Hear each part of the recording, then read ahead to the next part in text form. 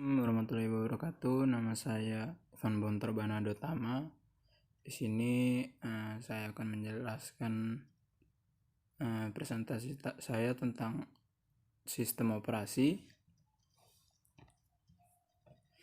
Nah, di sini ada mind map sistem operasi. Di sini bisa kita lihat ada jenis-jenis dari sistem operasi tersebut. Yang pertama itu ada DOS, Windows, Macintosh, Linux. Lalu di sini ada perangkat-perangkatnya. Ada perangkat blok, perangkat karakter, perangkat jaringan. Jadi perangkat blok ini meliputi berbagai disk drive, perintah baca, tulis, pencarian data. Lalu dapat digunakan untuk mengakses memori pada disk. Lalu ada perangkat karakter seperti contohnya keyboard, mouse, perintah menulis, mengambil. Dapat dibuat library mengakses data per baris. Lalu ada perangkat jaringan, ada soket sebagai penghubung komputer dengan jaringan. Komunikasi antar komputer yang dilakukan melalui soket. Lalu layanan apa saja sih yang terdapat dalam sistem operasi itu? Sistem operasi menyediakan UI atau yang bisa kita sebut user interface, menyediakan program execution, menyediakan input maupun output operation, menyediakan file manipulation, menyediakan communication atau networking, mampu melakukan error detection, yang terakhir mampu melakukan resource sharing, ada fasilitas security, yang terakhir fasilitas accounting system. Sistem operasi memiliki dua thread, ada single thread dan multi thread. Lalu sistem operasi juga memiliki algoritma sinkronisasi yang nanti akan kita jelaskan tentang round robin, shortest job first, FCFS atau first come first serve. Lalu komponen-komponennya yaitu ada manajemen proses, manajemen memori utama, manajemen berkas, manajemen input output,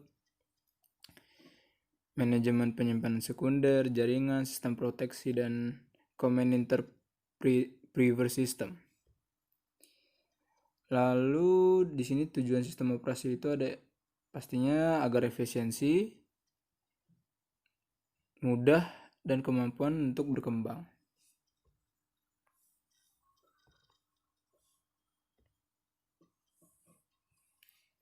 Ada 4 bagian utama dan dari konsep dan arsitektur komputer. Nah, ini bagian utamanya ini apa aja? Yang pertama itu ada ALU. Bisa kita lihat di sini ALU itu arithmetic logic unit. Lalu yang kedua ada CU atau yang bisa kita sebut dengan control unit. Lalu yang ketiga ada memori. Ini memori, dan yang terakhir yaitu input or output ports. Ini dia.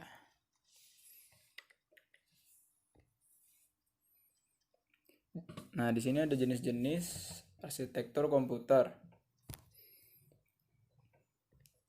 Yang pertama, komputer MISD. Apa sih komputer MISD itu? Jadi MISD atau multiple instruction single data ialah jenis arsitektur komputer yang memiliki fungsi dan dalam melakukan eksekusi data informasi yang bisa diproses oleh prosesor yang berbeda sesuai instruksinya. Komputer MISD tidak jauh berbeda dengan arsitektur komputer yang menerapkan SISD. Hanya saja perbedaannya dari prosesor yang digunakan lebih dari satu unit dan multi-user. Lalu yang kedua ada komputer MIMD. MIMD atau Multiple Instruction Multiple Data adalah unit komputer yang memiliki beberapa prosesor yang diatur secara paralel atau berturut dengan menggunakan unit pengontrol CU. Selain itu, dalam menjalankan perintah bisa dijalankan meskipun berbeda instruksi. Komputer AMD ini termaksud komputer yang bisa merunning atau membuka aplikasi yang membutuhkan kinerja prosesor yang tinggi atau intens. Lalu ada komputer SISD. Komputer SISD atau Single Instruction Single Data adalah jenis arsitektur komputer buatan von Neumann dengan ciri khas prosesor yang digunakan hanya satu buah saja pada satu unit kontrol atau CPU. Komputer ini bekerja dengan skema aritmatika dan logika atau yang biasa kita sebut ALU, di mana semua dilakukan dengan satu perhitungan saja dan multi output. Sebab pada saat terjadi instruksi, sistem yang ada di komputer akan membaca sekali saja lalu melakukan instruksi yang terbaca. Nah, ini ada gambar dari komputer SISD. Lalu di sini ada terakhir komputer SIMD. Jadi apa sih komputer SIMD itu? SIMD atau Single Instruction Multiple Data, yaitu jenis komputer terakhir yang dibuat secara paralel atau berurutan. Jadi arsitektur komputer jenis ini mampu mengendalikan banyak prosesor dari satu sistem kendali atau control unit.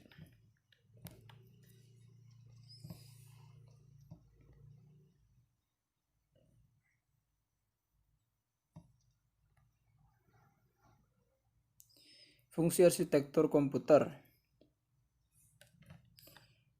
Yang pertama pastinya untuk memudahkan untuk perbaikan komputer, lalu memperbanyak penggunaan prosesor, memperbanyak user, dan yang terakhir memastikan komputer berjalan dengan lancar, dan serta memberikan gambaran aplikasi yang akan dibuat.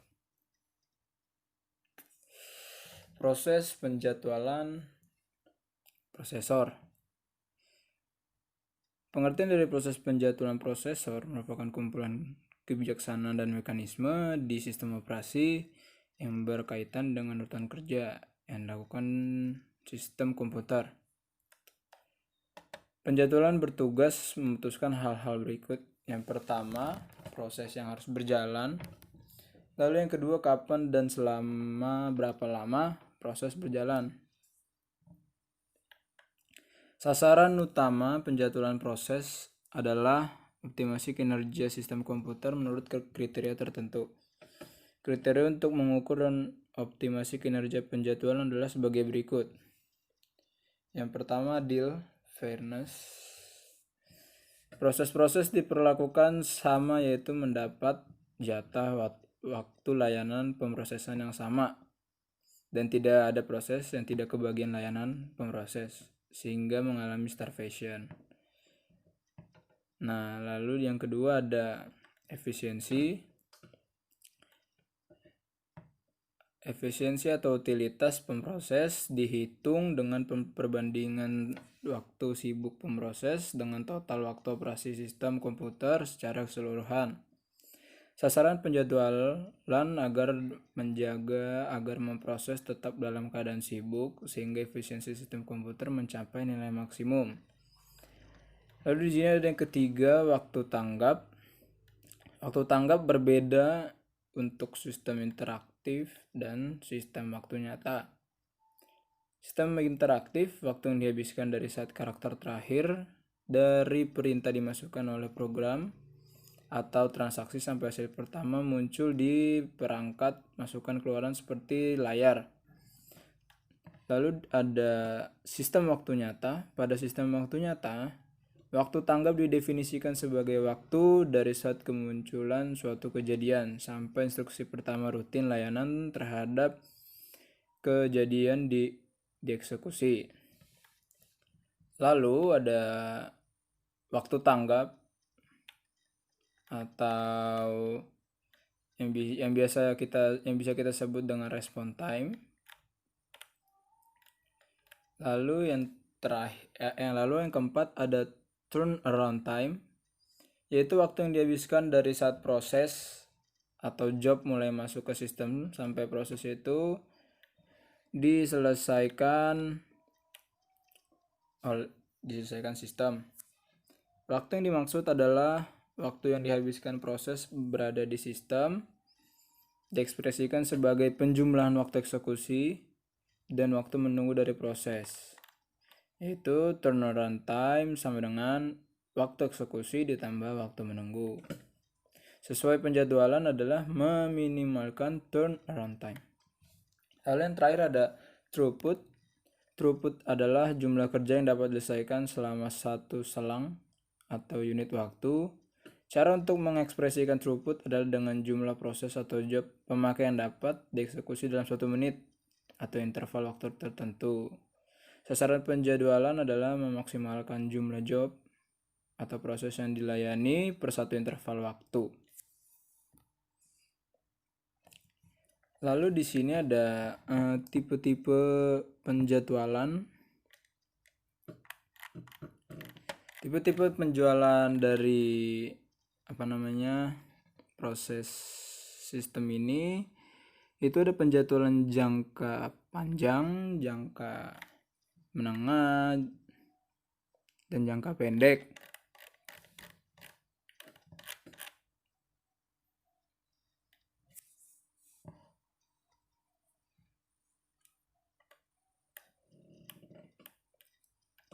Nah, di sini ada algoritma penjadwalan proses. Oke, yang pertama ada round robin. Apa sih round robin itu? Round robin merupakan salah satu algoritma penjadwalan yang menggilir proses secara berurutan.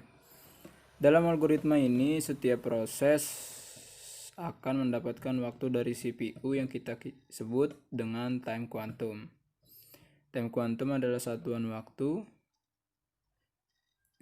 yang menentukan proses mana yang akan dikerjakan terlebih dahulu oleh CPU dan kemudian proses mana yang akan dilakukan berikutnya. Nah, jadi di sini ada contohnya, urutan kejadiannya. So, kita lihat yang pertama itu proses pertama terpilih, lalu timer di set untuk interrupt proses setelah 1 kuantum. Lalu dispatcher disiapkan guna memilih proses berikutnya. Lalu suatu proses masih berjalan pada akhir kuantum, proses dipindahkan ke antrian pada posisi paling belakang. Lalu penjadwalan CPU mengalokasikan CPU ke proses selanjutnya pada antrian ready. Lalu suatu proses sudah selesai sebelum 1 kuantum berakhir, maka CPU akan dibebaskan. Lalu penjadwalan CPU mengalokasikan ke proses selanjutnya pada antrian ready. Seperti itu. Lalu di sini ada FCFS atau first come first serve. Algoritma ini merupakan algoritma penjadwalan yang paling sederhana yang digunakan CPU. Dengan menggunakan algoritma ini, setiap proses yang berada pada status ready dimasukkan dalam FIFO QW atau antrian dengan prinsip first in first out sesuai dengan waktu kedatangannya. Proses yang tiba terlebih dahulu akan dieksekusi. Seperti itu. Lalu di sini yang ketiga ada pre-scheduling. Pre-scheduling merupakan algoritma penjadwalan yang mendahulukan proses yang memiliki prioritas tertinggi. Setiap proses memiliki prioritasnya masing-masing. Prioritas tersebut dapat ditentukan melalui beberapa karakteristik, antara lain yang pertama time limit, yang kedua memory requirement, yang ketiga akses file, yang keempat perbandingan antara input-output burst dengan CPU burst, dan yang terakhir tingkat kepentingan proses.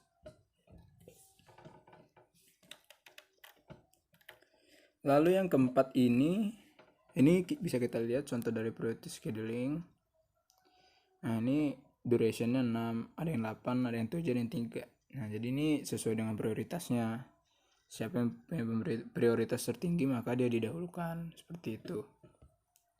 Lalu yang keempat ada shortest job first scheduling. Algoritma shortest job first scheduling ini memiliki dua jenis. Nah, yang pertama ini shortest job first scheduling non preventive. Tapi sebelum ke situ kita bahas dulu tentang apa sih shorter job first scheduling ini. Jadi SJF ini memungkinkan setiap proses yang memiliki burst time terkecil yang akan dikerjakan terlebih dahulu. Hal ini mengakibatkan waiting time yang pendek untuk setiap proses dan otomatis waiting time rata-ratanya juga menjadi pendek pula. Sehingga dapat dikatakan bahwa algoritma ini adalah algoritma yang paling optimal. Nah, lalu di sini ada shortest job first scheduling non preventive. CPU tidak memperbolehkan proses yang ada di ready QW untuk menggeser proses yang sedang dieksekusi oleh CPU, meskipun yang baru tersebut mempunyai burst time yang lebih kecil. Dapat dilihat pada gambar di atas nih. Nah, P1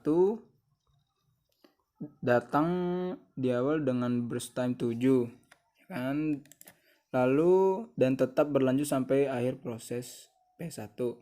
Baru kemudian dilanjut oleh P3 dengan burst time terkecil yaitu 1, baru kemudian dilanjutkan dengan P2 dengan time arrival lebih dulu dengan burst time 4, yang diikuti oleh P4 yang memiliki burst time sama namun masuk di QW pada arrival time terakhir. Lalu yang kedua ada shortest job scheduling preventive. Jika ada proses yang sedang dieksekusi oleh CPU dan terdapat proses di ready QW dengan burst time yang lebih kecil daripada proses yang sedang dieksekusi tersebut, maka proses yang sedang dieksekusi oleh CPU akan digantikan oleh proses yang berada di ready QW tersebut. Preventive SJF sering disebut juga dengan shortest remaining time for scheduling. Jika kita perhatikan gambar di atas, gambar di bawah ini sedikit berbeda dari shortest job scheduling first non-preventive yang tadi. Shortest job scheduling first preventive ini mendahulukan P1 namun sampai di waktu kedua. Karena disebabkan munculnya P2 ke QW, maka P1 dihentikan di waktu kedua dan dilanjutkan oleh P2 yang memiliki burst time lebih rendah daripada P1. Kemudian dilanjutkan oleh P3 karena memiliki burst time lebih rendah. Yang terakhir kemudian disusul dengan P4 dan kembali lagi ke P1. Walaupun algoritma ini dapat disebut algoritma yang cukup optimal, algoritma ini masih memiliki beberapa kekurangan. Yang pertama, susahnya untuk memprediksi burst time yang akan dieksekusi selanjutnya. Yang kedua, proses yang mempunyai burst time yang besar akan memiliki waiting time yang besar pula karena yang dieksekusi terlebih dahulu adalah proses dengan burst time yang lebih kecil.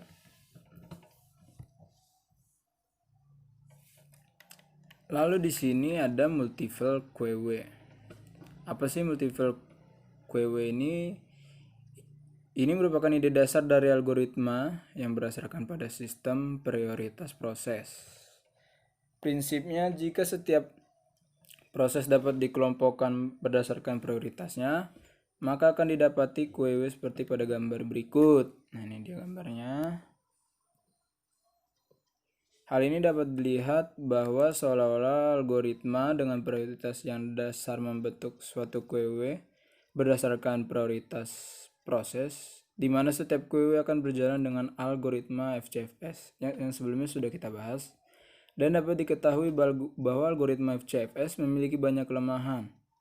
Dan oleh karena itu, maka dalam prakteknya, algoritma multiple QW ini memungkinkan adanya penerapan algoritma internal dalam masing-masing sub antriannya untuk meningkatkan kinerjanya, di mana setiap sub antrian bisa memiliki algoritma internal yang berbeda. Berawal dari priority scheduling, algoritma ini pun memiliki kelemahan yang sama dengan priority scheduling, yaitu Sangat mungkin bahwa suatu proses pada QW dengan prioritas rendah bisa saja tidak mendapat jatah CPU. Untuk mengatasi hal tersebut, salah satu caranya adalah dengan memodifikasi algoritma ini dengan adanya jatah waktu maksimal untuk tiap antrian, sehingga jika suatu antrian memakan banyak waktu, maka prosesnya akan dihentikan dan digantikan oleh antrian yang di bawahnya. Seperti itu. Lalu yang keenam ini ada multi level feedback QW. Algoritma ini mirip sekali dengan algoritma multi-level QW. Perbedaannya ialah algoritma ini mengizinkan proses untuk pindah antrian. Jika suatu proses menyita CPU terlalu lama, maka proses itu akan dipindah ke antrian yang lebih rendah. Hal ini menguntungkan proses interaksi karena proses ini hanya memakan waktu CPU yang sedikit. Demikian pula dengan proses yang menunggu terlalu lama. Proses ini akan dinaikkan tingkatannya. Biasanya prioritas tertinggi diberikan kepada proses dengan CPU burst terkecil. Dengan begitu CPU akan terutilisasi penuh dan perangkat input-output dapat terus sibuk. Semakin rendah tingkatannya, panjang CPU burst proses juga semakin besar. Algoritma ini sangat bergantung pada besar kecilnya kuantum masing-masing proses. Semua proses yang baru akan datang diletakkan pada QW 0, yaitu kuantum yang memiliki satuan sama dengan 8 ms. Jika suatu proses tidak dapat diselesaikan dalam 8 ms, maka proses tersebut akan dihentikan dan dipindahkan ke QW 1 yang memiliki kuantum sama dengan 16 ms. QW 1 hanya akan dikerjakan jika tidak ada lagi proses di QW 0, dan jika suatu proses di QW 1 tidak selesai dalam 16 ms, maka proses tersebut akan dipindahkan ke QW 2. QW 2 akan dikerjakan bila QW 0 dan 1 kosong dan akan berjalan dengan algoritma FCFS. Nah, di sini kita akan masuk ke dalam konsep deadlock. Jadi yang pertama itu kita harus tahu dulu apa sih pengertian deadlock. Nah, jadi deadlock adalah suatu kondisi di mana dua proses atau lebih saling menunggu proses yang lain untuk melepaskan resource yang sedang dipakai. Pada model operasi normal, sebuah proses menggunakan sumber daya dengan urutan sebagai berikut. Yang pertama mengajukan permohonan request, yang kedua menggunakan sumber daya, yang terakhir melepaskan sumber daya. Nah, jadi kita balik dulu ke slide sebelumnya. Jadi ini salah satu contoh deadlock. Nah, kita bilangnya dari contoh ini aja bisa kita lihat nih. 1. Proses A menggunakan CD-ROM. 2. Proses B menggunakan scanner. 3. Proses A meminta scanner tanpa melepas CD-ROM. Nah, ini dia sedang menunggu. Nah, yang keempat, proses B meminta CD-ROM tanpa melepas scanner. Menunggu juga. Yang kelima, menunggu dan terjadilah deadlock. Berarti bisa kita simpulkan konsep deadlock ini suatu kondisi yang dimana dua proses atau lebih saling menunggu proses yang lain untuk melepas resource yang sedang dipakai. Seperti itu. Jadi pada model operasi normal, pada proses deadlock menggunakan sumber daya dengan urutan sebagai berikut. Yang pertama mengajukan permohonan, yang kedua menggunakan sumber daya, yang ketiga melepaskan sumber daya. Di dalam mengajukan permohonan, bila permohonan tidak dapat dikabulkan dengan segera, misalnya karena sumber daya sedang digunakan proses lain, maka proses itu harus menunggu sampai sumber daya yang dimintanya tersedia. Lalu yang kedua, ketika menggunakan sumber daya, proses dapat menggunakan sumber daya misalnya printer untuk mencetak, disk drive untuk melakukan operasi input-output dan sebagainya. Yang ketiga, melepaskan sumber daya atau bisa kita sebut dengan rilis. Setelah proses menyelesaikan penggunaan sumber daya, maka sumber daya sudah dilepaskan sehingga dapat digunakan oleh proses lain.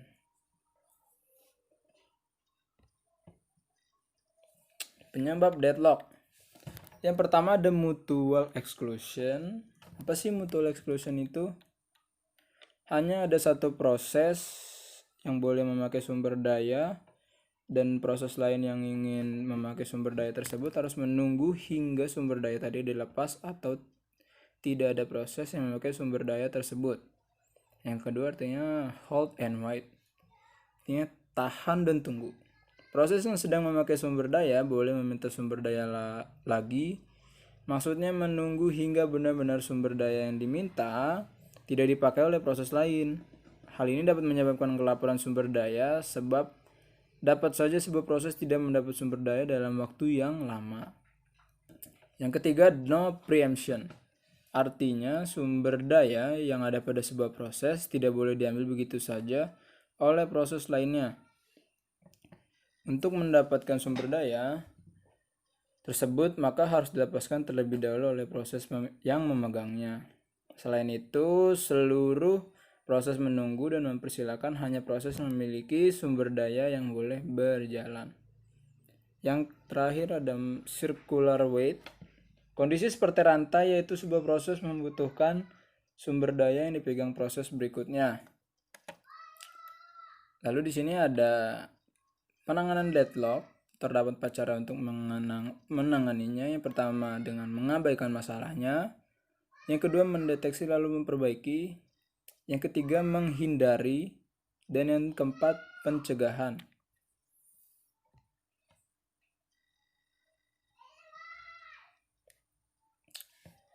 Jadi sebelum kita masuk ke starvation, saya akan menjelaskan sedikit tentang deadlock tadi. Karena adanya deadlock, proses yang memiliki kekurangan resource karena terjadi deadlock tidak akan pernah mendapat resource yang dibutuhkan sehingga mengalami starvation. Nah, ini sekarang kita masuk ke konsep starvation. Apa sih starvation itu? Starvation adalah kondisi yang biasanya terjadi setelah deadlock. Nah, ini biasanya proses yang kekurangan resource tidak akan pernah mendapat resource yang dibutuhkan sehingga mengalami starvation atau kelaparan. Starvation dapat terjadi pada proses penjadwalan yang menggunakan prinsip proses yang paling cepat diselesaikan didahulukan. Seperti pada SJF atau shortest job first dan penjadwalan prioritas.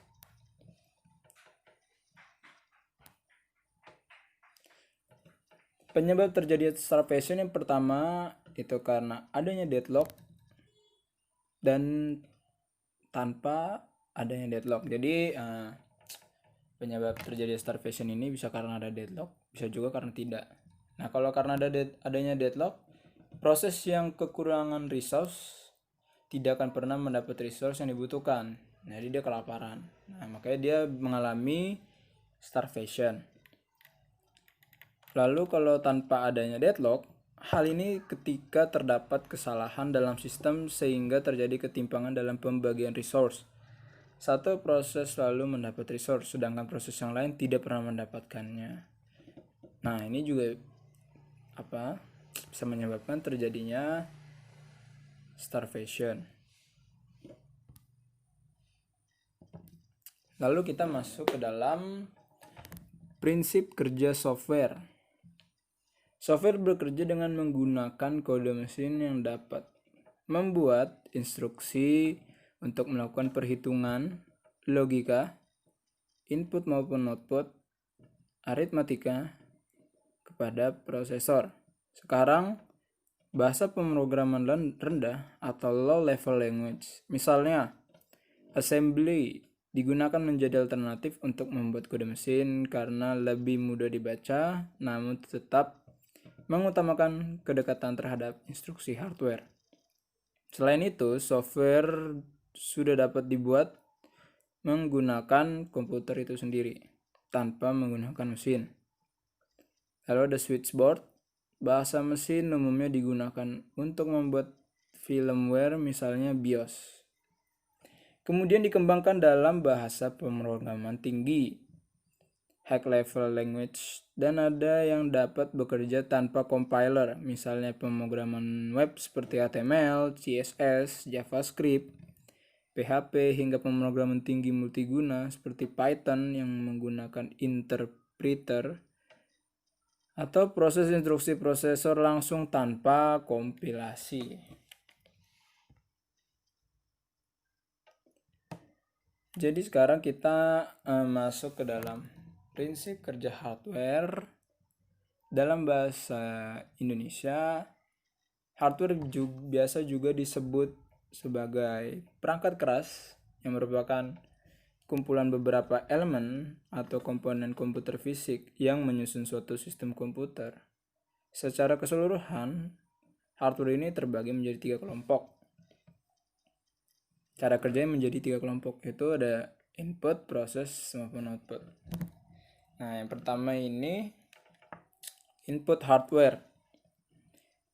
Input hardware merupakan hardware yang memiliki fungsi yaitu untuk memberikan atau mengirimkan perintah ke dalam sistem komputer. Contoh dari perangkat keras masukan adalah keyboard, scanner, mikrofon, webcam, pointing device seperti mouse, joystick, like pen, touchpad, touchscreen, dan trackball. Lalu yang kedua ada proses hardware. Apa sih proses hardware itu? Proses hardware berfungsi untuk mengelola data sesuai dengan perintah yang diterima dari input hardware, dan kemudian hasilnya akan dikirimkan ke output hardware untuk ditampilkan atau dicetak. Salah satu contoh alat dari perangkat keras pemrosesan ini yaitu CPU. Lalu yang ketiga ada output hardware, berfungsi untuk menampilkan atau mencetak hasil pengolahan data oleh proses hardware. Contoh perangkat keras keluaran adalah monitor, printer, speaker, dan plotter. Nah, kita balik dulu ke software. Ada yang ingin saya jelaskan sedikit. Jadi kita sudah menjelaskan tentang hardware. Sekarang software ini sama seperti hardware tadi. Secara garis besar dapat dibagi menjadi 3 kelompok berdasarkan tujuannya, yaitu ada application system, ada application software, lalu ada sistem software, dan yang terakhir sistem operasi. Nah, jadi apa sih application software itu? Yang pertama, ini perangkat lunak, aplikasi yang digunakan oleh pengguna komputer untuk berbagai kebutuhan seperti aplikasi perkantoran, misalnya Office, Kingsoft Office, LibreOffice, dan lain-lain. Lalu ada aplikasi multimedia seperti Adobe Photoshop, CorelDRAW, Cool Edit Pro. Lalu ada aplikasi entertainment, KMP Player, AIM, Winamp, GOM, dan masih banyak lagi jenis-jenis software aplikasi lainnya berdasarkan kebutuhan penggunanya. Lalu yang kedua ada sistem software, yaitu software yang dirancang untuk mengendalikan atau berkomunikasi dengan hardware secara langsung. Contohnya yaitu sistem operasi, device driver, dan utility. Yang ketiga sistem operasi. Mempunyai perangkat lunak dasar yang mengontrol kinerja komputer secara keseluruhan, atau operating system, yang mempunyai 3 fungsi. Diantaranya yang pertama mengkoordinasikan perangkat keras komputer seperti memori, printer, disk, keyboard, mouse, dan monitor. Yang kedua memanipulasi perangkat keras. Dan yang terakhir mengorganisir file pada berbagai macam media penyimpanan seperti floppy disk, hard disk, CD, DVD, tape, serta menangani atau mengatur kerusakan perangkat keras dan kehilangan data. Yang termasuk ke dalam sistem operasi ini contohnya seperti Windows, Linux, macOS, Unix, BSD, Solaris, dan masih banyak yang lainnya. Nah, di software pun juga ada device driver, utility, dan utility. Device driver ini merupakan suatu komponen perangkat lunak yang mengizinkan sebuah sistem komputer untuk berkomunikasi dengan perangkat keras komputer. Contohnya seperti driver printer yang akan mengkomunikasikan sistem komputer dengan printer itu sendiri, sehingga printer dapat bekerja baik sebagaimana mestinya. Lalu ada utility, yaitu sebuah program komputer yang dirancang khusus untuk membantu pengguna komputer dalam suatu hal seperti maintenance serta perawatan sistem komputer. Contoh dari program utility yaitu TuneUp, Rev1 Installer, antivirus, dan lain-lain.